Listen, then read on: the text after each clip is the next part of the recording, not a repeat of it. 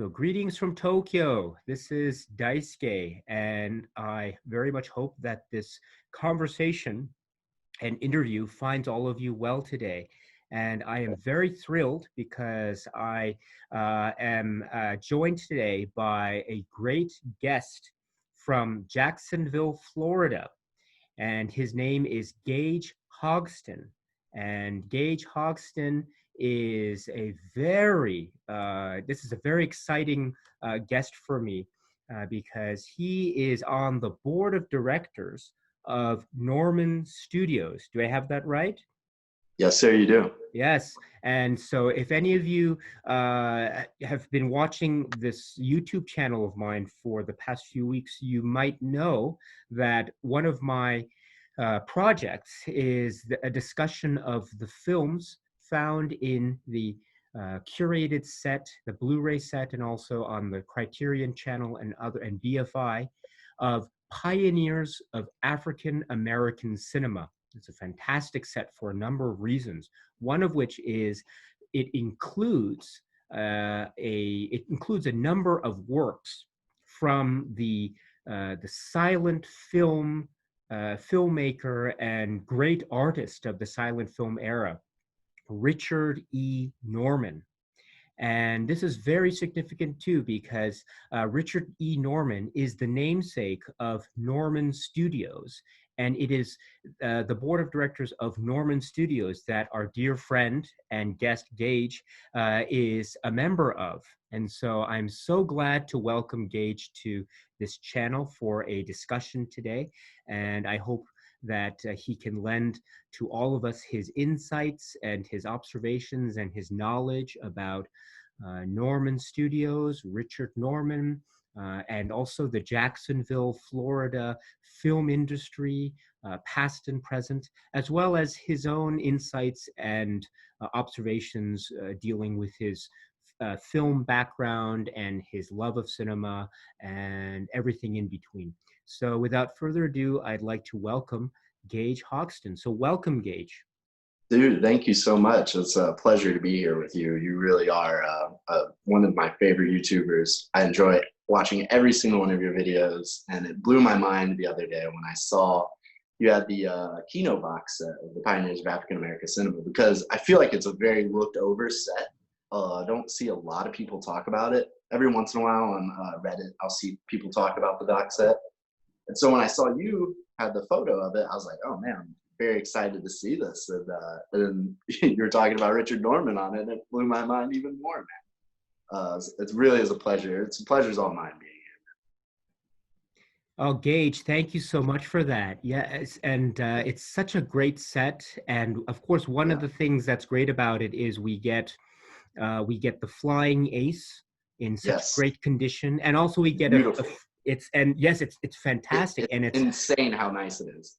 it's beautiful, and it's such a compelling, exciting, thrilling It is. mystery I can't wait to adventure talk about it. story. Oh, it's Yeah. fantastic. So So, you're already excited. I'm so I glad. know. I get goosebumps thinking about it. It blows my mind how good this movie is.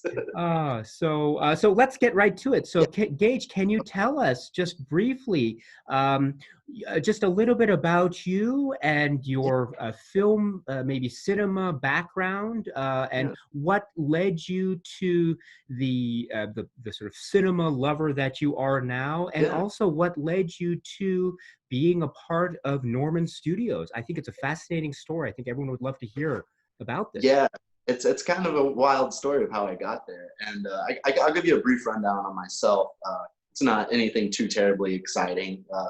Like many of us, got into cinema by just watching films with my dad, and my grandpa, and but I was raised on watching, midnight monster movies like Creature from the Black Lagoon, which was filmed here in Jacksonville. All the old Universal monster movies and all the 70s Hammer movies and stuff like that.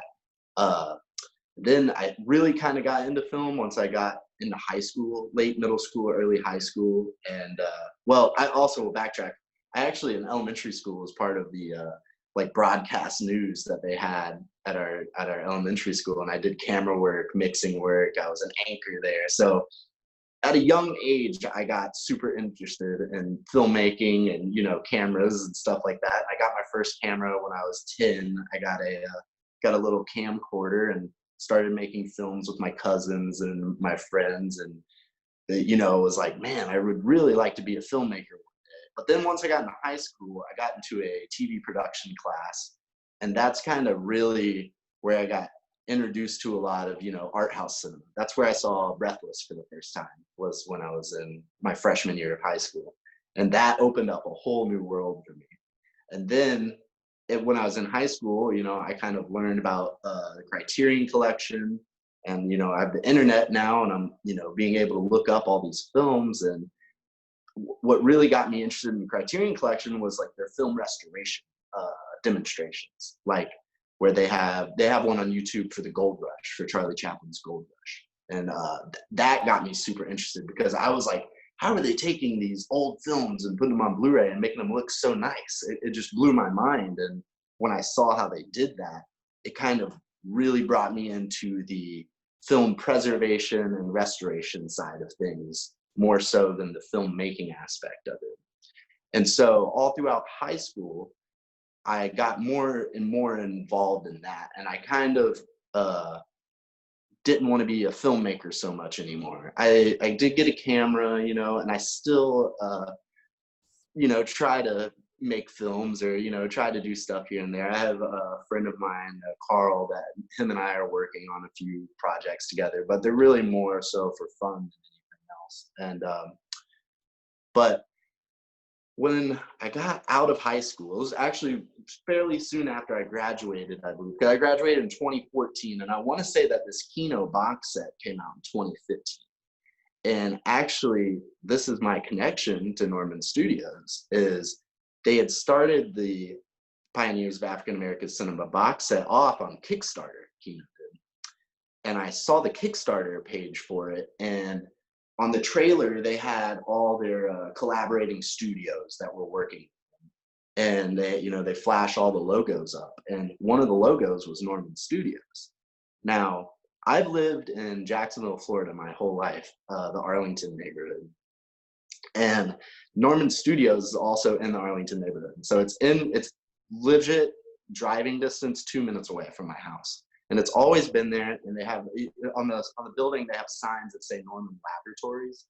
And I've always known, you know, that Jacksonville back in the the early, you know, 1900s through the 19-teens had a film industry here.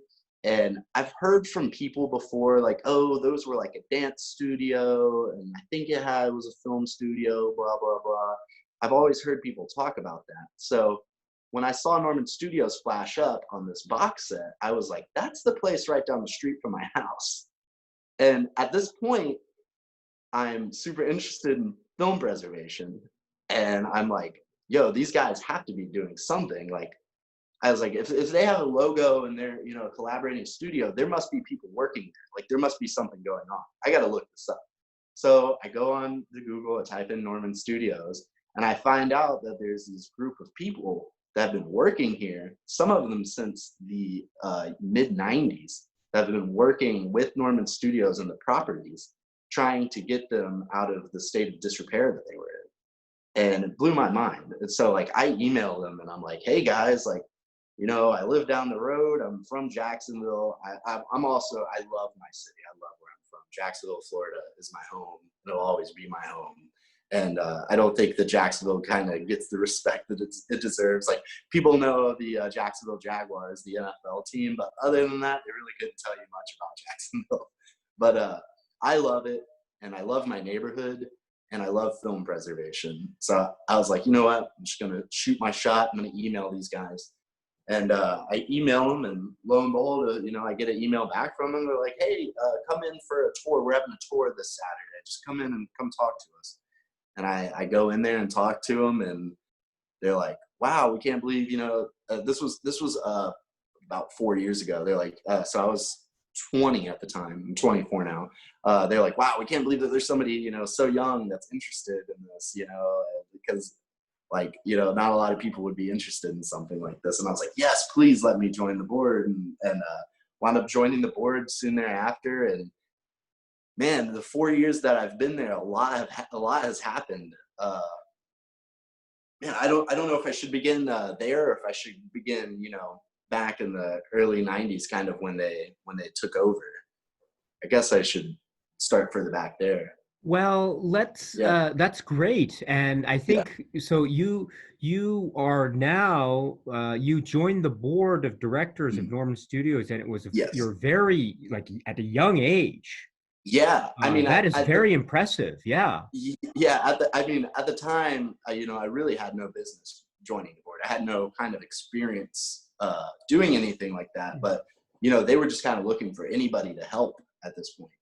And luckily, I'm so passionate about it. I was able to join and be a help to them. Mm. That is interesting. And so Yeah. what kinds of things were you involved in, and what kinds of things are you involved in now with respect to your work at Norman Studios? Well, all of us on the board wear many hats. Uh-huh. We all have to pull a lot of weight around.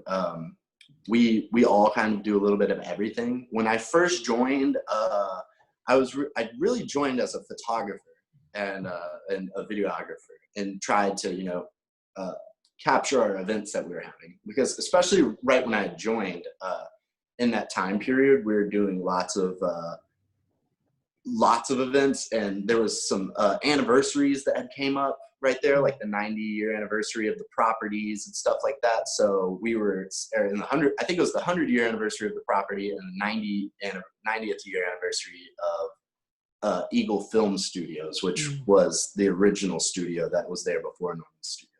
And so we were having lots of events at that time, and I was taking photos and videos, and putting them on Instagram and stuff like that. And that was kind of really my role at first. But now I do all sorts of stuff there.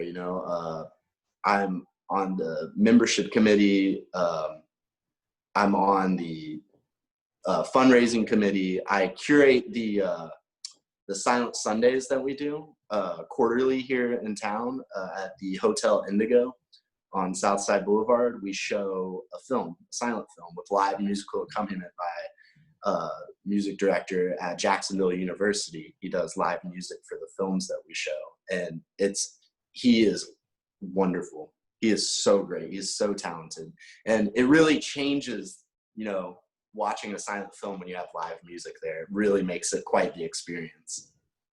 So now that's pretty much what I've done for the past couple months. It's kind of been rough the past few months, though, with COVID. We've kind of slowed down on a lot of stuff that we've done. Yeah, and I mean, I can imagine the kind of effects that the current situation might have. Yeah, it takes a toll on a lot of nonprofit organizations.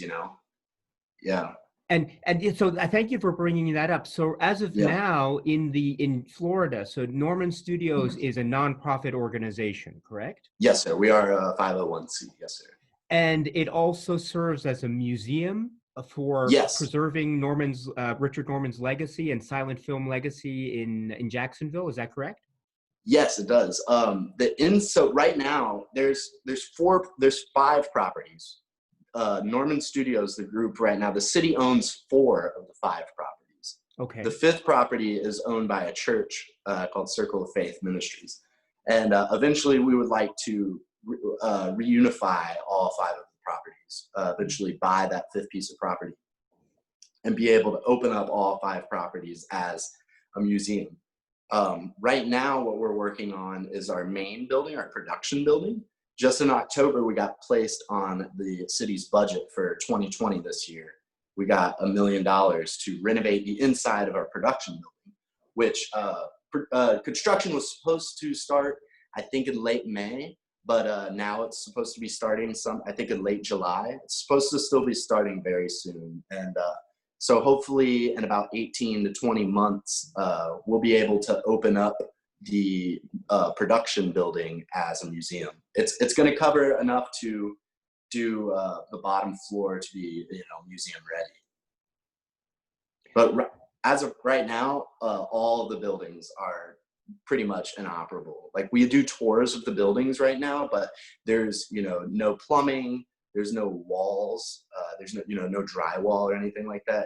They're basically abandoned buildings right now. And so, as a sort of a non-profit organization, therefore, you are relying on the goodwill and charity of the public in the form of Yes. donations and things, and also museum, maybe tours for museums and things of that nature. Is that correct? Exactly. Pretty much, we do tours all the time, and if people donate to us, it's fantastic. We get donations from people a lot. We get, you can donate to us online on NormanStudios.org. You could join a membership too. We have a membership program, which we're working on that membership program right now. In the coming months, the membership program will be more fleshed out. But yeah, we were pretty much relying everything on grants and donations from everybody right now. And luckily, in the past, I would say in the past year or so, the snowball has started to roll, because it's hard to get people to want to donate if other people aren't donating. You know what I mean? So now that we've gotten the backing from the city, and the city has given us a donation, or the city, has given us money on the budget to renovate. Now people see that and see, like, okay, people are putting money into this. They'll be more willing to put their money into it. You know what I mean?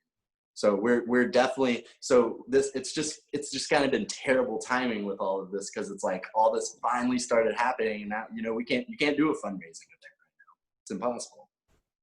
But at the moment, for example, the Norman Studios, as you mentioned, has a website, Yes, and it's a great website. If anyone it is. who hasn't seen it yet, if there's anyone out there who hasn't seen it, I strongly urge you to take a look at it, because it is such a great, clear, easy to navigate website that goes into so much detail, included in which, of course, is the information that you have presented here about the Yes. philosophy and mission statement of Norman Studios, and its status as a nonprofit organization. And also there is a button for a donate, to Yes. don't make donations, etc. So Yeah. I will leave that website in the description box of this Yeah. video, Thank you. for anyone to take a look at that. So I think it's you and your organization are really doing such an important work in Mhm. preserving the legacy of this very important and interesting filmmaker, Richard Norman. And so with that, I'd like to ask you, Gage, is uh, who was Richard Norman, and what is his place, and what is his significance as a filmmaker in the silent era? Well, Richard Norman, he was from Jacksonville. He was from Middleburg, which is just outside of Jacksonville. Richard Norman, man, he has such a unique story. It really is independent filmmaking at its, purest form, at such an early time. I would love for a film to be made about his life. It would be beautiful, because he has such a unique story. So he, became a filmmaker and got involved in the film scene here in Jacksonville from just a brief history about Jacksonville's film legacy. From about 1908 till 1916, Jacksonville was the winter film capital of the world. In New York City was where all the films were being made, and Thomas Edison's company had a patent on making films. So independent filmmakers were looking to get as far away from that as possible, and a place to shoot year round, because it gets cold up there. So they, down here in Florida, we have warm weather all year round, and we got beautiful vistas to film down here. We got the Everglades and lakes and beaches and rivers, that could double as the Amazon, stuff like that. And it's like it's a whole different planet around it. People from all over the United States kind of see Florida as an outlying state. I always make the joke, I love Florida because if tomorrow all 50 states had to vote to kick one state out, it would probably be Florida. Oh, really? Yeah. I visited Florida many times, Oh, have and you? Yeah. yes, and it's I think it's a really lovely place. Yes. Oh yeah, no, I say it half Yeah. jokingly. Yeah. Yeah, yeah, like it's like people, people just, oh, Florida. You always see these crazy stories coming out of Florida, and just as Florida kind of has this bad reputation a bit, like, oh, it's just a whole bunch of old people and crazy people down there. But anyways, like, he was involved in the film community here from 1908 to 1916, and then he wanted to get into filmmaking on his own. And in the film The Flying Ace, there's a guy in it named Steve Peg Reynolds, who he's the guy with the peg leg. Him and Richard Norman were actually friends, and they traveled up and down the Midwest, making a film called The Record. He had stock footage of this train crash that he had purchased, and he would go to all these small towns all across the Midwest with his friend Steve, who was an African American. And this is in the 20s, so this is a very dangerous thing. Could you imagine a white guy and a black guy, driving around together through, the South and the Midwest in the 20s, just stopping places trying to make films? It's mind blowing to me. It's amazing, their story. And they would go to these small towns, and or not necessarily just small towns, but they would go to these towns and they would film a movie, and they would use the town's population as the cast for the film. They would shoot the film, and they'd edit the film, and they would show it in the town. And people would, want to get involved, and people would want to go see the film with all of the town people in it. You know what I mean? And so, like, he was already showing entrepreneurial prowess by doing this. Like, this is, a very unique idea. And that's actually how he met his wife, was by doing that. And he's traveling up and down doing that. And then he comes back home to Jacksonville, Florida. And at this time, the film industry has left Jacksonville. Jacksonville had a very conservative mayor at the time. And the film industry was a very rambunctious bunch. They're, pulling fire alarms to send fire trucks out so they can get shots of fire trucks, driving cars into the river, doing a whole bunch of crazy stuff. And they were like, hey, we kind of don't want this in our town. And then around the same time, they find a way to get water in Los Angeles, and the film industry winds up moving out there. So he comes back to Jacksonville, where this film industry is left, and he purchases Eagle Film Studios, which was so Eagle Film Studios was a film studio from Chicago that had opened up here in Jacksonville. The building that Norman Studios was actually opened as a cigar factory. And then Eagle Film Studios had purchased that building to turn it into a film studio. And I'll give you a little geographical, like, Arlington is across the St. Johns River here in Jacksonville, which in the 20s, there wasn't anything over here. Mostly everything was on the other side of the river, downtown. So at this time, Arlington's kind of a hard place to get to. And there's really nothing over here. So he kind of bought this studio that was kind of in the middle of nowhere. And, they had to have a generator on the premises because there was no electricity out there. And we actually, one of the 5 buildings is actually a generator building. And there's this huge generator. There's actually 2 buildings with 2 giant generators in it. They're insane. They're really cool old pieces of technology. But so he opens this film studio, and he opens it to make race films because he saw that race films were becoming a thing and becoming super. There was an untapped audience with the African American community, which at the time Oscar Micheaux was, the main guy. And he sees this as an opportunity. I think you do a very good job in your video talking about this, where Richard Norman, these race films that Richard Norman make are a lot different from other race films that were being made. Oscar Micheaux's, oh, did you want to say something? Oh, no, please go ahead, please. Okay, yeah. Oscar Micheaux's films, kind of deal with, like you said, they're more dramatic, and they deal with racial tensions and everything that are going on at the time. But Richard Norman's films were just films. you know, I don't want to use the term they didn't see color, you know, they weren't about, you know, black people and white people, you know, they were just about, yo, these are just guys out here doing stuff. They're making adventure films, cowboy films, films about everyday lovers, you know what I mean?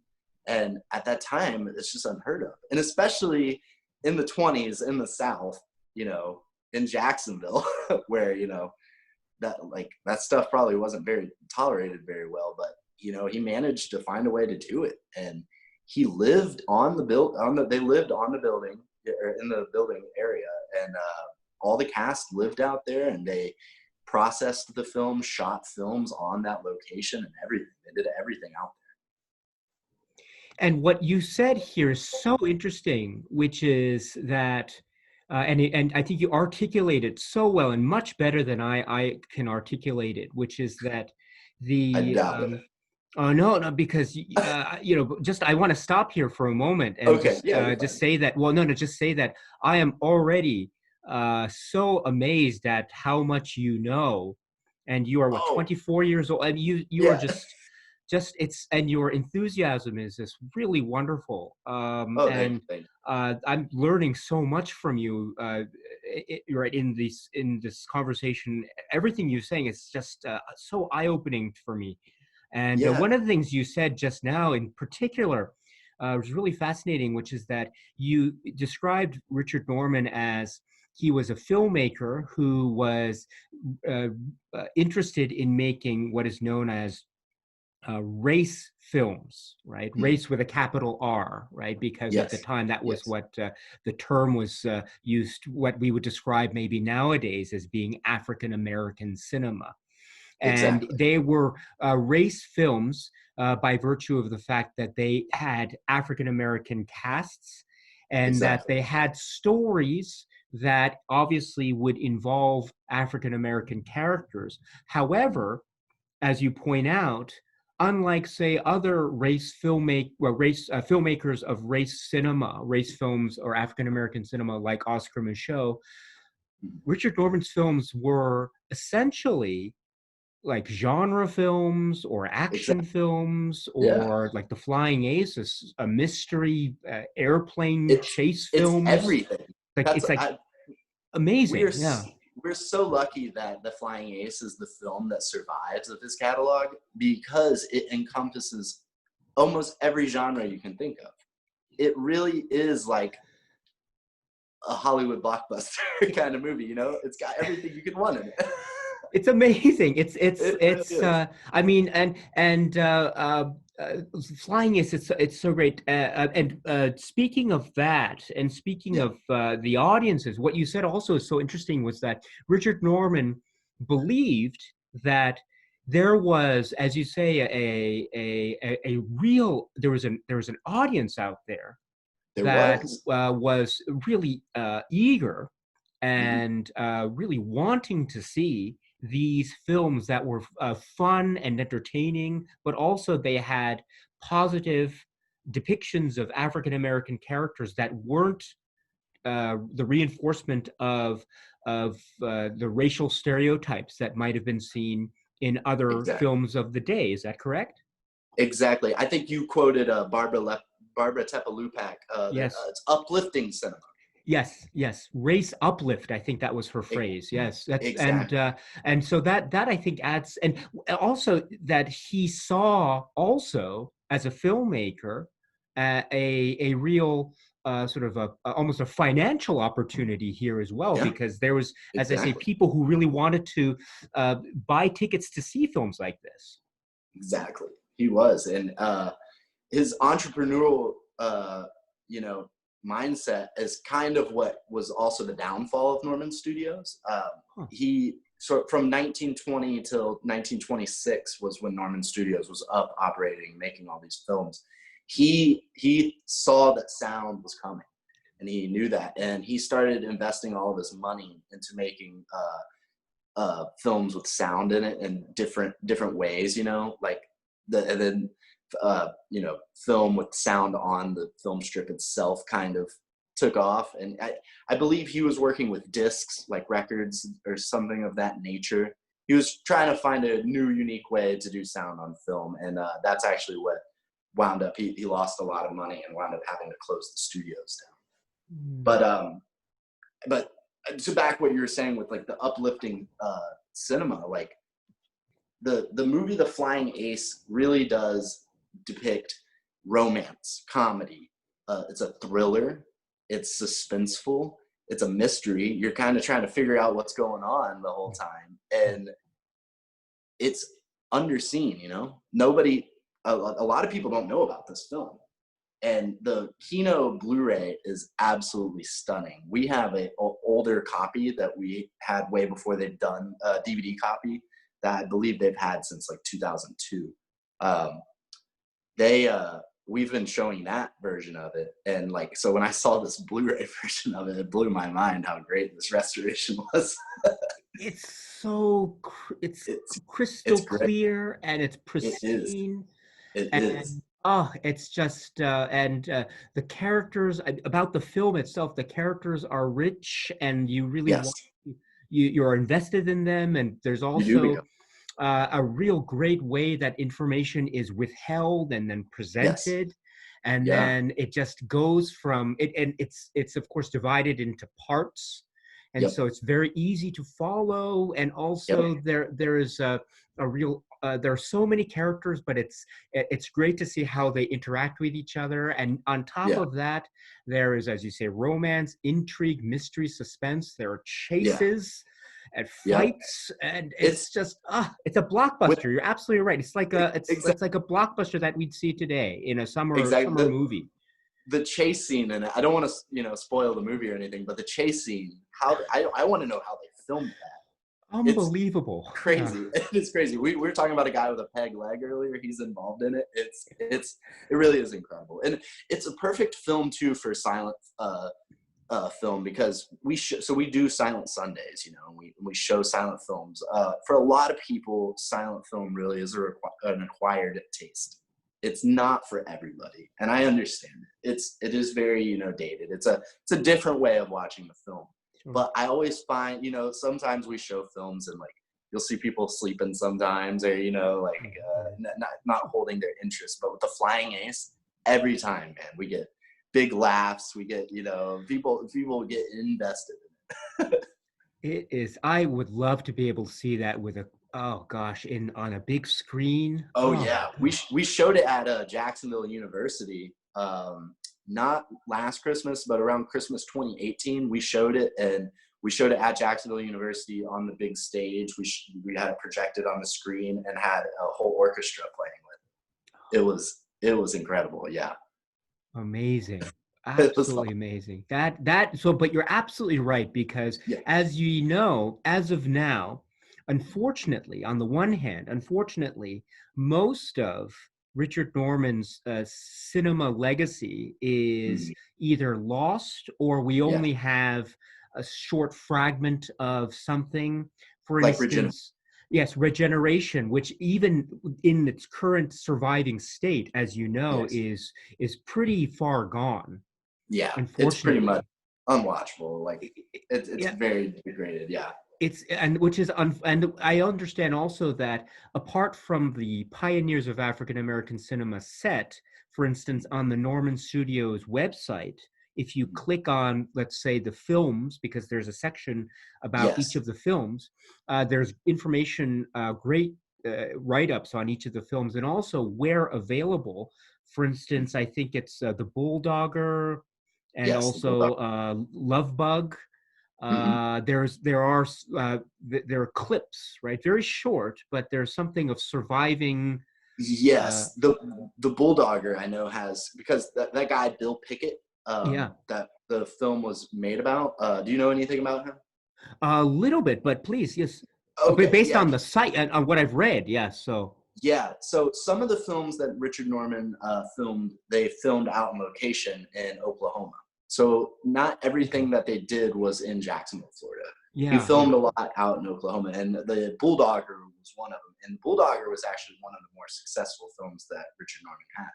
So this guy, Bill Pickett, was a African-American rodeo star back in the 20s. And the term bulldogging comes from a rodeo trick that he would do where he'd bite the bull's lip and bring the bull down to his knees by biting it, which he was doing it down in Mexico. And, you know, all the people in Mexico did not like that. They did not like, you know, some guy biting the bull. They felt like he was disrespecting the bull by doing this. But he became a huge draw, and he was an excellent rodeo star. And Richard Norman, you know, makes this film about him. But Bill Pickett, actually, they still run a rodeo here in the United States as the Bill Pickett Rodeo, and they tour across the entire United States still. It's interesting. And Yeah. there are, of course, other films that we can read about because there's a historical record about them, fortunately. And of course, we have the surviving work, which is The Flying Ace. And so this is to say to anyone who is watching and who hasn't yet seen The Flying Ace, you have to watch The Flying Ace. You do. We have to watch The Flying Ace. And check out the website too. It really is like a one-stop shop for everything. Like there is great write-ups about all the films on there. Also check out Barbara Tepalupek that you brought up. She is like, her book is like our Bible. Like, she did such an incredible job. She is so wonderful. It is it's essential. Those two sources, the essential texts and sources of writings on Norman Studios. And that, I think, leads to more writings that we can see elsewhere. And so it blossoms out from there. You're absolutely right. And then, of course, Barbara Tepalupak's text and also Norman Studios' website, they talk about each of the films in turn. And so we have historical records of these films. They're not surviving, or they're lost as of now. Of course, there's always the hope that, I don't know, maybe one day. Maybe one day, of course. There's always the hope. We can hope this for all lost silent cinema. But with what we have now, what are some of those other works by Norman that you really would like to tell people about, or that you would really love to be able to see if they could be discovered? What are some other aspects or other examples of Norman's cinema that you think we really should pay attention to or read more about? The Bulldogger, like I just brought up earlier, that's the one I'm most interested in because that is such a unique story. And because it was so popular, I really hold out hope that the Bulldogger would be found one day. I really think that I think somewhere there's a copy of the Bulldogger out there. I really do. I could see that being found before a lot of other things. The Bulldogger is super important. Black Gold is another one of the films. I know that's a very common poster. I've looked up like stuff on eBay and stuff like that, just like looking up Norman Studios, and like I see a lot of reproduction posters of ours, and I see lots of people have Black Gold posters. The work I'm most interested in, because I love the poster for it, is the Crimson Skull. Is one of the movies. The poster for it is awesome. You know, you got these guys with bags on their heads. They got like a girl tied up and everything. It looks so awesome. We have actually some surviving stuff from, I want to say that film we have title cards for still. I don't know. Are those made available on the site, or? No, they're not available on the site right now, but there's some, like, I know that some of these films that we have some, you know, like screenplays or stuff written about them. We have like stuff like that surviving of these films. Yeah. So I'm not entirely sure if they're complete. I'm not entirely sure what we all have available. I'm not 100% sure where all of it's located or anything like that. There's quite a few people that we're in contact with that have memorabilia and props and all this other stuff that, you know, we need to contact and get from them. But we're really kind of waiting that process out right now because we don't have anywhere to store anything. Once we open up as a museum and we have an air-conditioned building, you know, with you know, an alarm and, you know, like a smoke alarm and a fire alarm and, you know, a sprinkler system and stuff like that. We really don't want to be holding these precious materials, you know what I mean? Of So course. Yeah. eventually, once we open up as a museum, we can show all of this stuff off that we have and that we can potentially get, you know, because there is stuff out there, and I really believe there's things out there that collectors are holding on to. That's something I've learned, you know, working with Norman Studios, is you'll have people contact you and be like, well, I have this thing, and then we're like, well, what is it? And they're like, well, you know, they become very pretentious about that. They're like, oh, I don't know if I want to tell you what I have, but it's very important, you know, like, we're like, yo, just, you know, let us know what you got, you know, and sometimes it winds up being nothing too crazy, but, you know, who's to say, you know, there's probably somebody out there that has like a copy of this film and is just holding on to it because they're like, I'm the only one that has this, you know? Oh, So that is, yeah, yeah, right. We have to keep hoping, of course. yeah, Yeah. Oh, exactly. because we never know, right? Because with a Yeah, lot of these, they were discovered, and they weren't seen for yeah. the longest time. So who's to say that new discoveries can't be made? You're absolutely right. Exactly. Uh, Something that we don't like to talk about a lot because we don't want anybody coming out here and digging is on our property. There was you can see in the photos on our website. There's this huge water feature in the front. okay. When you look at the old drawings of the building, and when you look at what our renderings, what we want the building to look like in the future once we've completed all of our renovations, there's a huge water feature right in the front that was like, you know, a fountain for the building, but it was also used to film water shots with. And so it's basically a giant pool. And it's believed that because it's all grassed over right now, they just filled it in. It's believed somehow there's this, you know, this urban legend that when they went to go fill that pool in, they just threw a whole bunch of stuff from inside of the buildings inside of it. So there could be some of those films just buried under the grass right out there in the front yard, But along with you don't want to give props. anyone any ideas, right? Yeah, no, Yeah, yeah. we don't know if that's 100% true. So please, nobody go get shovels and go start digging on this property. My goodness. But again, Yeah, it's always good to hold out hope. But speaking of which, I yeah, also want to get your take on, you mentioned it briefly, of course, which is the film Regeneration. yes, And as you mentioned, what we have at the moment is very far gone. It's almost impossible to make. I mentioned it mhm, in a video that I was talking about, where if one really wants to try to engage with it, I would suggest with the Blu-ray copy that I have, you know, pausing yes, it and trying to get the right frame to make out exactly.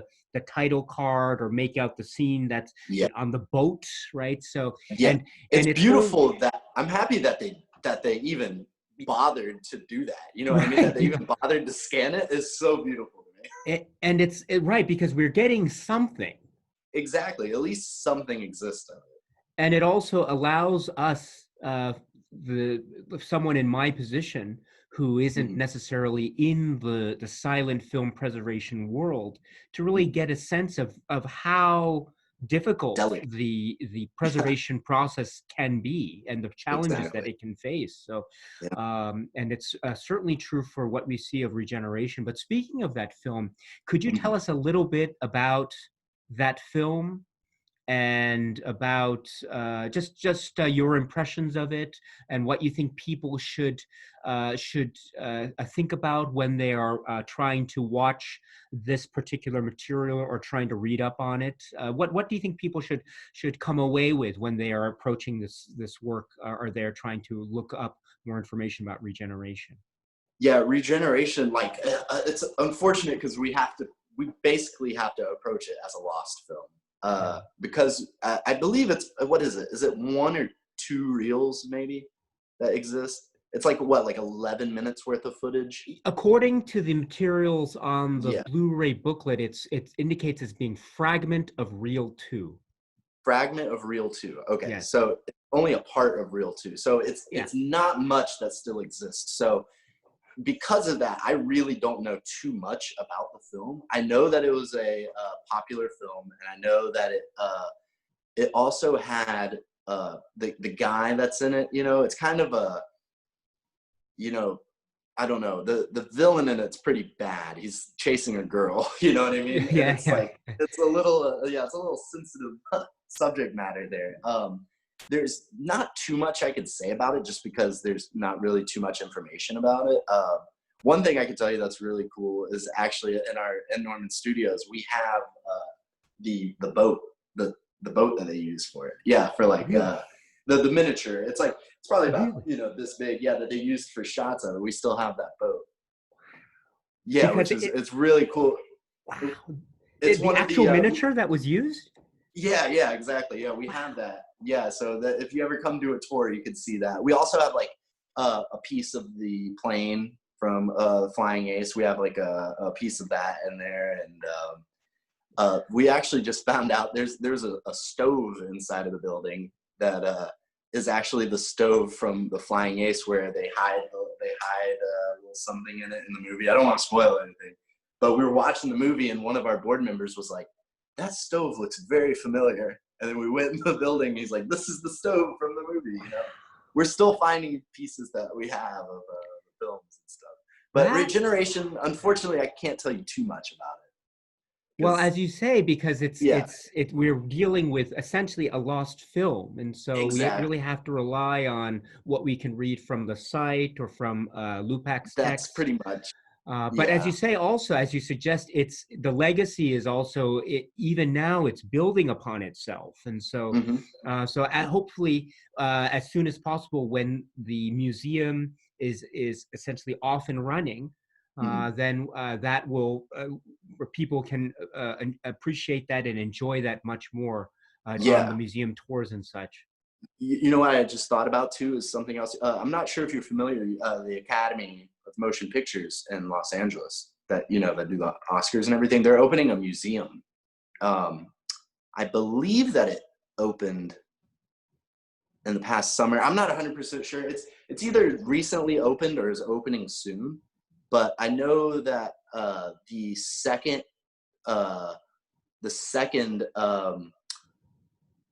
program that they're going to do, and I believe that they're not going to do it until 2021 or 2022, is going to be about African American cinema. And the program's going to actually be called Regeneration. And we saw that and we're like, I wonder if they know, they must have had to make some kind of connection. So we need to reach out to the Academy and, you know, and talk to them about that. Do they know something about the possibility of regeneration, the regeneration of regeneration? I don't know, but Right? Yeah, maybe they have a copy of the film and they're gonna show it off or something. I don't know, interesting. but yeah, for whenever that opens, the Academy, that's gonna be, you know, that's gonna be world class, state of the art stuff right there. And That's gonna be really. as you indicate, it might be happening in the next year or so, Yeah, depending on I the scheduling, of course. forgive me because I'm on the dates because I'm not No 100% problem. sure about it, and I honestly hadn't even thought about that in like probably 6 or 8 months. But I remember reading that the next program they were going to do was going to be called Regeneration, and it was going to focus on African American cinema. So hopefully Wow. by that time, COVID will be over, and I can hop on a plane and go out there and see that, because Yeah. that would be awesome. Oh my goodness, that will be. Yeah. Well, so we'll have to just keep following the updates on that if and when they Yeah. occur. But that sounds really interesting. Very Yeah, interesting. whenever I get off of this conversation later, I'm gonna have to go look into that because I completely forgot about that. If you hear any updates, please let me know. Oh, I will for sure. Yeah, and I would like to even get involved with that if we could. Get involved with the Academy, because like to be able, because that's only going to be an African American exhibit for probably a year or two. Where we are planning on being a race film, African American film museum for much longer. I guess I'll talk about our plans with what we want to do with. Actually, it's yeah, great timing. So Yeah. so with that, of course, now you have of course you and your group have a Mhm. lot of plans right now. Of course, circumstances are just really quite Yeah, hectic all over the world, but they are. and so just they've put a spanner in the works, I think, for a lot of people. But Yeah, you know, as with any kind of challenges, challenges are to be overcome. And mhm, so, with a lot of group effort and the efforts from people inside the organization and people outside, of course, all these challenges will be overcome. I have no doubt of that. And so, for with sure. all this and future goals and future plans, what are the plans and goals and hopes that you foresee with your organization and that your group foresees for the organization? Yeah, well, it's been a long time coming. Like I said, people have been working with Norman Studios since the mid '90s. They were in such disrepair; they were basically falling down. And in 2008, luckily, uh, we were able to redo the outside of all the buildings. So all the outside of the buildings and the structural integrity of all the buildings got fixed up. But then the recession hit in 2008 and kind of, we kind of got left in the dust after that. And so since then, we've been trying to get back to the stage of where we're at now. I didn't join, of course, until much later, about 2015, but since I've joined, we've became a national historic landmark. Like, I'm not saying none of this was because of me. It's just it has happened since I've joined. We've become a national historic landmark, and we've now gotten this grant from the city to do the inside. So now that we're finally building up the inside of our building, the main production building, that is, um, we hope that within a year that it can be museum ready. And at the grand scheme of things, this is just going to be one of the 4 buildings that we own. And Okay. then hopefully down the line, we'll be able to purchase that 5th property. Uh, for the whole building, or the whole campus, basically, we want it to be a museum for Jacksonville's film history, because we have there was the phone registries, I believe, had upwards to 30 film studios were in Jacksonville Wow. during the 1908 till 1916. Wow. And a lot of these film studios were like, Laurel and Hardy, Yeah. like Babe Hardy got his start here in Jacksonville. Yeah. And a lot of these studios wound up, forming with other studios and becoming bigger studios that we know today, and they got their starts here in Jacksonville. So we want to have Jacksonville's film history be a part of it. We want Norman Studios film history, obviously, to be a big part of it too, and then race film as a whole to be a part of it, because that's one of the most important things about all of this is these race films. A lot of silent films already were not kept and stored in the proper ways, and so race films were definitely not, kept as well. So like we don't really have that many surviving things, I mean, this Pioneers of African American Cinema box set is pretty much all we have. And so we want to be able to be a place that, when we do find more stuff, we want to be a place that this place can come to. We want to be a home for this, a place to keep and display and show all of this stuff that we could possibly get. And Amazing, then, which means yeah, that it's very vital and important yeah, that people who are interested in hmm, preserving this yeah, legacy or these legacies, because as you say, it's multiple yeah, legacies: race it really cinema, is. the works of Richard Norman, and also Yeah. the Jacksonville film industry legacy, as well as Mm. silent film in Yeah, general. outside Yes. of Norman's. Yeah. Exactly. If people who are interested in preserving one or more of these legacies out Mhm. there, it's very important to try to support and show support as much as possible. So Yeah, as I said, all the information will be in the description box below, and you yeah, can find if you're interested. Opportunities, I think, will present themselves by clicking on the Norman Studios website, right? NormanStudios.org. Is that correct? yep.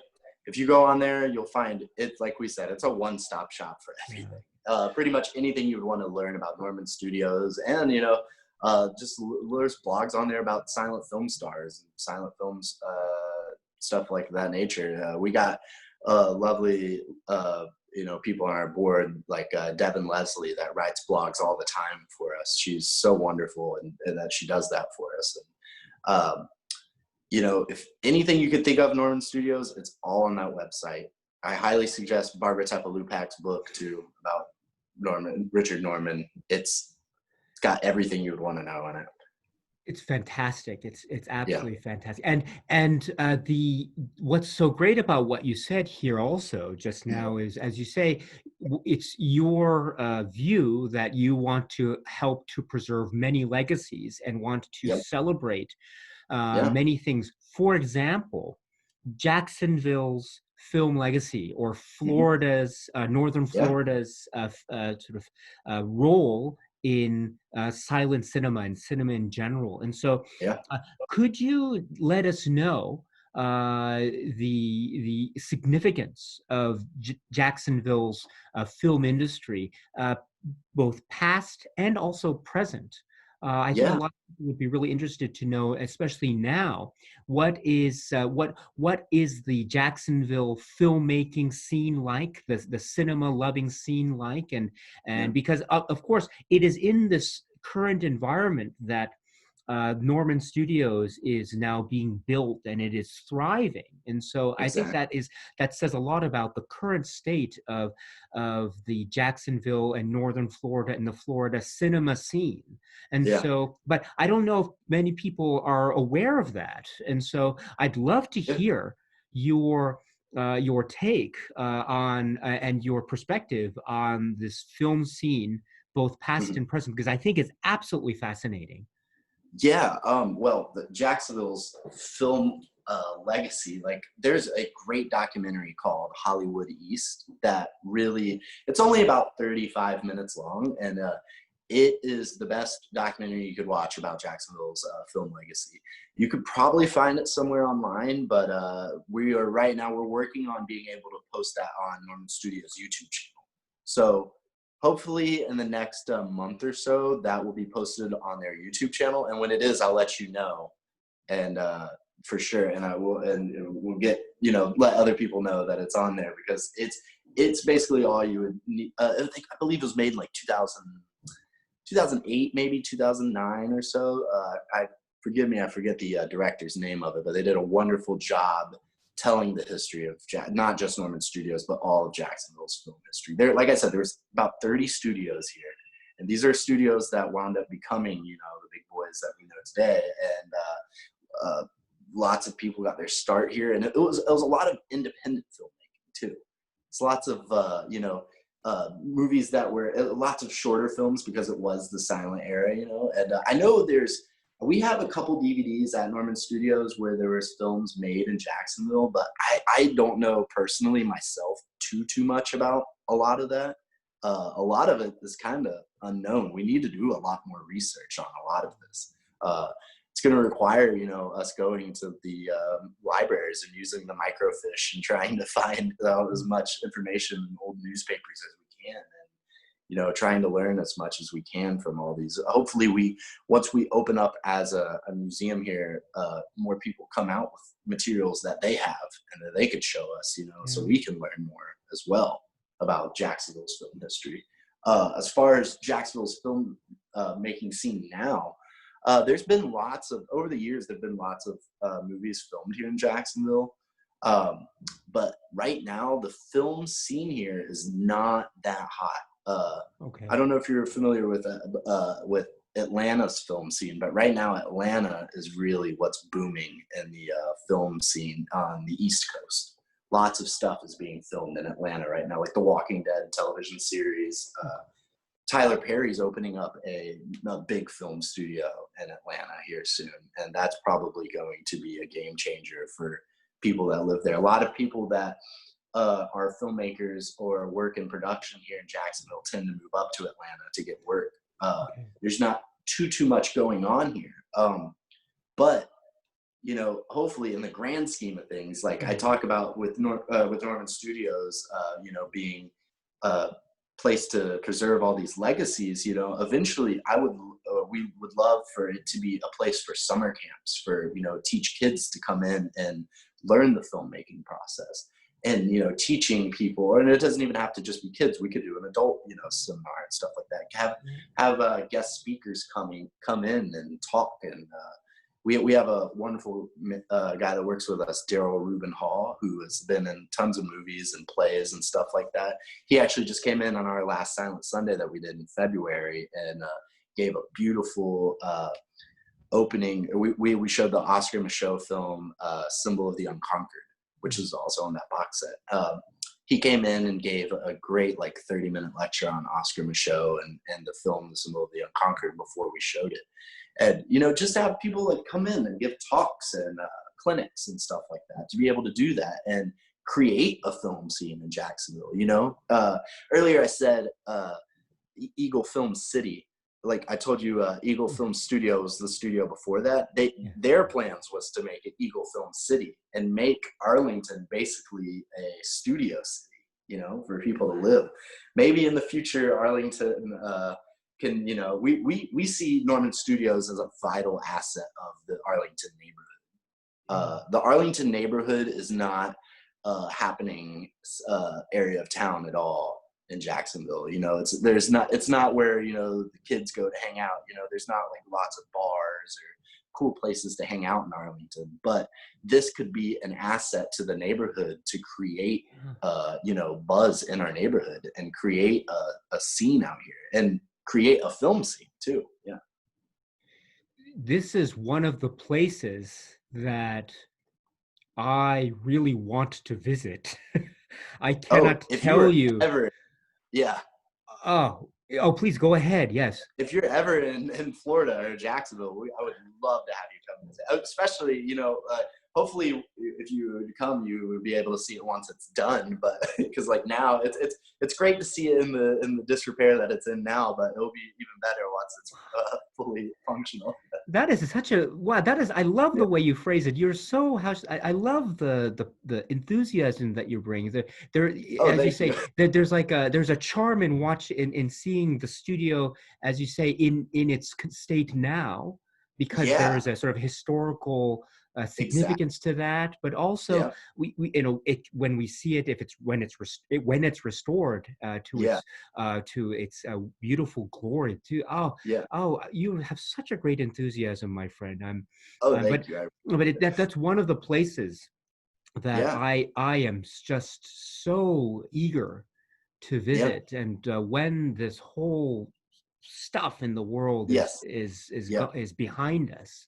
Yeah. And traveling has become normalized again. Yes. I really have to make the trek because this is really and especially now that I'm personally going through more of these films in that Blu-ray set and the like, and especially because of the real exciting thrill after watching The Flying Ace. It's just this is really one of the great places to visit for anyone who is a cinema lover and a silent cinema lover. Would you agree?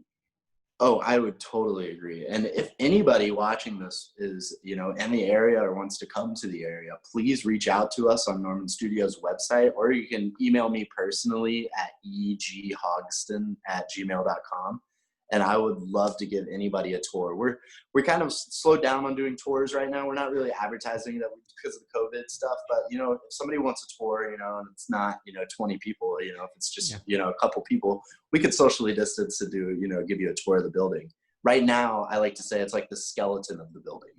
You get to see all of the structural bones of it and see what it's looking like. I would love for people to see what it looks like now versus when it's finished. And I believe that sometime here in the future, before the construction starts, I'm going to go through with my camera and really capture what the inside of it looks like now, so we could make a good before and after video in the future. That sounds like a fantastic idea. And incidentally, you also mentioned that Norman Studios has a YouTube channel. Is that correct? It does have a YouTube channel. I have not been personally doing anything on it. I don't know when the last time anybody posted on that was. We're working on getting our social media game up and running. Anybody that's interested in us, honestly, Facebook would be the best source, because the people that run the social media, Facebook is basically where most of the news and everything gets filtered through. Twitter, we do have a Twitter and an Instagram. It's NormanStudiosSilentFilm on everything. You can find it very easily. But I'll get all the information from you after this is over, and then we'll put it okay, in the description. So if anyone wants perfect. to say contact you or look or Yeah, check up the Facebook page or anything of that sort, all that information will be in the cool. description box.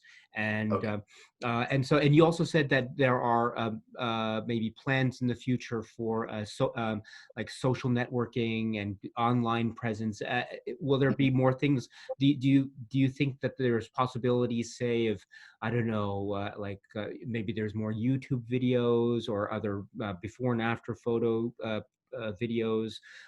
Podcasting, is that something that's a possibility? Like podcasting about, I don't know, Jacksonville's, the film scene, or maybe Mhm. some aspect of the silence cinema showings or any kind of events, especially maybe especially now when things are being done more remotely. Are there any other plans like that, or any ideas or things of that Uh, nature?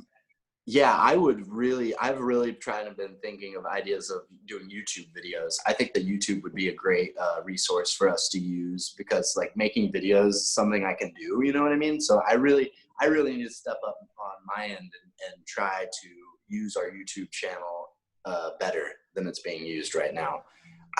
Like I said, I don't even know the last time something's been posted on there. A podcast is also an idea that we've thought of. We're just not really sure how we would attack that yet. You know, if we want to make it more about what we're going through as an organization, or if we want to make it about the Jacksonville film scene, or if we want to make it, you know, just about Jacksonville's film history.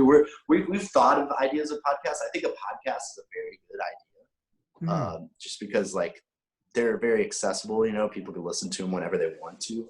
So I will definitely look into doing that. But the YouTube channel, I definitely see us using more here in the future. Like I said, with Hollywood East, making a before and after video, and just all sorts of stuff. You know, we have interviews with the Norman Studios family that still is alive.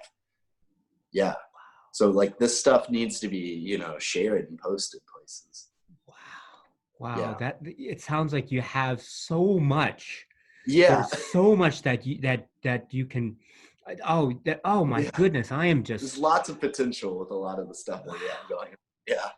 And I know that I, for one, would just be so thrilled.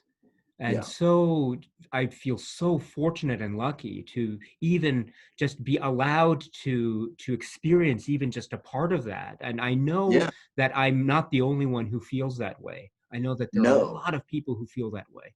Yeah. And that's really what we're working on is like being able to make people, they want to be attached to it. You know what I mean? They want to be a part of this. And it's like trying to find a way to get people engaged with it, because that is the best way to keep eyeballs on us and, you know, interest, you know, because we need people to talk about us. We need people to spread word of mouth, you know, that there's this thing going on here. And I want to find more ways to get people engaged with it. And I think YouTube videos are definitely be the way to go with that, Wow. you know? Yeah. Amazing. Gage, Yeah. absolutely amazing. Dude, thank you so much. Yeah. This has been such an honor. I am For me, so I oh really appreciate it, the platform, because like I remember I would say probably about a year ago, I saw somebody post about the box set on Reddit. And I remember leaving a comment about kind of talking about like, oh, like I work for Norman Studios, blah, blah, blah. And some guy was like, yo, you should really make a post about this on Reddit. Like, that's a very interesting thing. Like, I think more people would be interested in that. You should talk about it. And I just never did it. And so for you to be able to give me this platform to your audience, because you have such a huge audience, like everybody loves you so much. And like, for you to be able to, you know, for us to be able to come on here and talk about it is awesome for us. no, Yeah. no, I have to say this, which is that what I do is I talk about I'm fortunate, so fortunate, and I'm in Yeah. the position where I'm allowed to talk about films. If the Isn't it? films weren't there, I wouldn't be here. And Yeah. so Yeah. I have to thank you and the good people at Yeah. Norman Studios who Yeah. have been preserving the legacy of Richard Norman and the Yeah. Flying Ace and others, such that it has allowed me the platform to be able to talk about it. So it's all circular, my friend. And actually, Exactly. not even circular. I owe you, everything. You and your No, great, no, no, no, no. seriously.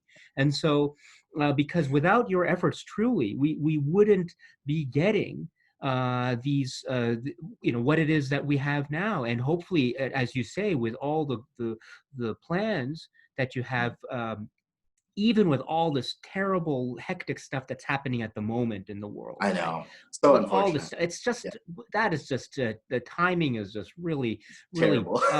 and so just once that all this stuff is out, just behind us, Exactly. and we can all do what we can right now, and then think about what we can do in the near future, and then in the the foreseeable future and beyond.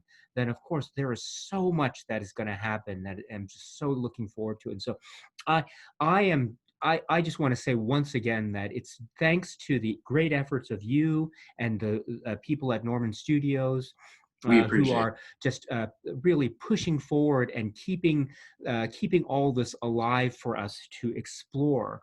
Because, as you say, it's a great legacy in and of itself. It's part of a greater. It's a part of a larger aspect of silent cinema and cinema history in general, and it forms therefore such a huge and interesting and essential component for anyone who is interested in the legacy and history of silent cinema and American cinema and cinema in general.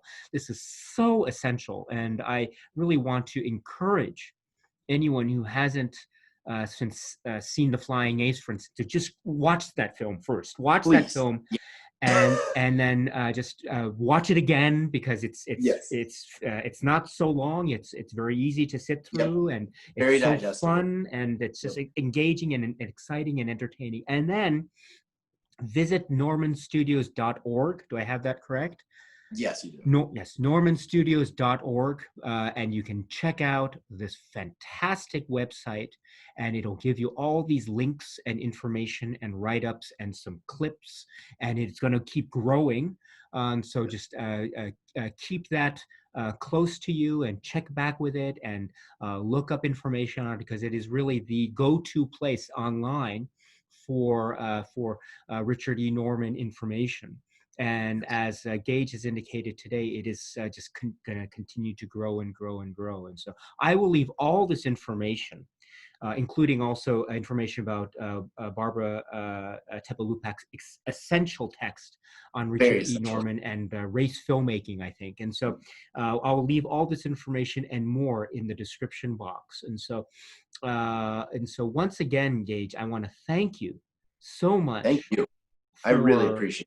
I really No, do. no, it is I Yeah. who appreciates your time, because I know that it's very valuable and precious. Thank Really, you. it's Thank you. really, and you take the Yours time too. Yeah. to just sit down with us and Oh, share dude, with us your anytime. knowledge and enthusiasm. It has been such a Yeah. pleasure, my friend. We must do this again.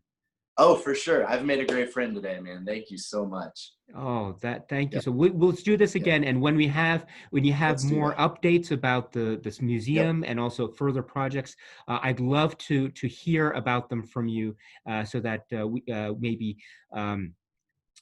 we can get more essential, valuable information about Richard E. Norman, Norman Studios, Jacksonville, Florida, and cinema in general. Is that okay? That sounds beautiful, man. Thank you so much. And thank you for anybody that watches this. Thank you for anybody that will go and just even look at the website. Go just check us out. Just go look at everything. I agree 1000%. I absolutely agree 1000. Check out the website. It is fantastic. And It I is. know that you will enjoy it. I guarantee it, my friends. So anyway, Gage, thank you so much again. I really appreciate it. No, And I appreciate we will talk very soon, I'm it. sure. Yes, sir. And Yes.